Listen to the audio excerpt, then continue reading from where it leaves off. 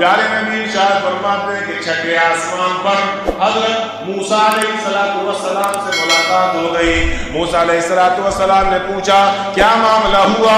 سارا معاملہ میں نے بتا دیا اور ساتھ میں یہ بھی کہہ دیا کہ 50 وقت کی نمازیں میری امت پہ فرض کی گئی ہیں. موسیٰ علیہ السلام نے کہا کہ امت کے معاملے میں آپ سے زیادہ تجربہ ہے مجھے. میری امت تو 3 وقت کی نمازیں نہیں پڑھ پایا کرتی تھی, آپ کی امت 50 وقت کی نمازیں کیسے پڑھے گی؟ جائیے آپ اس کو کم کرائیے.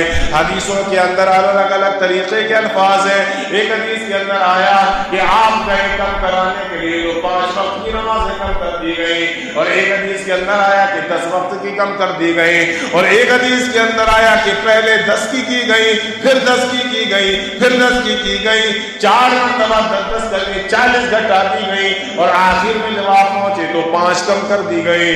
حضرت موسیٰ علیہ السلام بار بار بھیجتے رہے, اور جتنی بار اللہ کے نبی جاتے 10 کم ہو جاتی, 10 کم ہو جاتی, اور آخر میں گئے تو 5 بھی کم ہو گئی, اب سے 5 رہ گئی. موسیٰ علیہ السلام نے کہا کہ پھر سے جائیے اور اس کو بھی کم کرا کے آئیے, آپ کی امت اتنی نہیں پڑھ پائے گی. اللہ کے نبی جناب محمد رسول اللہ صلی اللہ علیہ وسلم نے ارشاد فرمایا کہ اب مجھے اللہ کے پاس جاتے ہوئے اور نمازوں کو کم کراتے ہوئے شرم محسوس ہو رہی ہے, اب میں نہیں جا سکتا.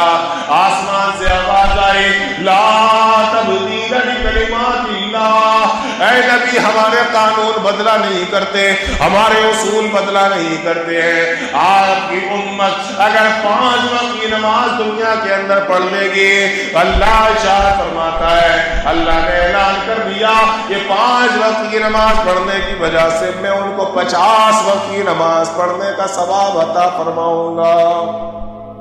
ہمارے قانون نہیں بدلتے, تو 5 کی پڑھو گے 50 کا ثواب ملے گا. ہم لوگ ابھی تک یہی سمجھتے تھے نا کہ 5 وقت کی نماز پڑھیں گے تو 5 کا ثواب ملے گا, یہی سمجھتے تھے نا. معلوم کی یہ بات کہ 5 وقت کی نماز پڑھو تو 50 کا ثواب ملے گا. جی بخاری کے الفاظ یہ 50 وہی 50, 5 ہے لیکن 50 کے برابر ہے. یہ سارا معاملہ ہوا.